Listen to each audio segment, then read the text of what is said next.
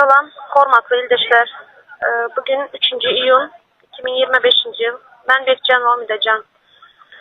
Benim Aladam ediyen hem ildeşlerimize köp sağ olsun aydasın gele. Yörütem Milli Halk Sevinç Kuramasının ağzaları, hormatlı kardeşlerim. Köp sağ olsun aydasın gele size. Beni maddi kömeğe de advokatıma pul veren ildeşlerim, kömeğe eden ildeşlerim, kardeşlerim. Hazır advokatım o iş etti. Beni berde Türkiye'de saklap kaldı, Türkmenistan'a uğratmadı. Yine de hoplu bayram geliyor, önümüzde bayram var. Belki alıp gitmekleri mümkün. Şunun için köp arkayla bolmayın. Yörüde adını tutmak isteyen ildeşlerimiz var.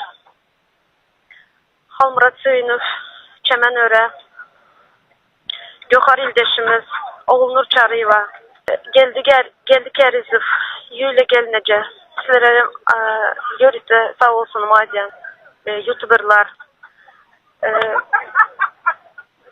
İsveç'in gazetecisi Mirja, adam hakları, kuramaları,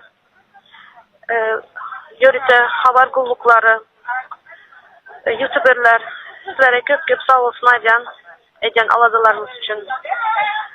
Berde yağdayım goğuda yine de ayakta kalmaya çalışan benim eden aladılarım emmesi halkım için, yöreşim halkım için, halkımın geleceği için, gelecek neslimiz için. En önemlisi ben Türkmenistan alıp gitmediler. Advokatım ulu işler etti. Yine de ediyor. Sonun için hemmenize köp sağ olsun ayda ildeşler. Sağ olun.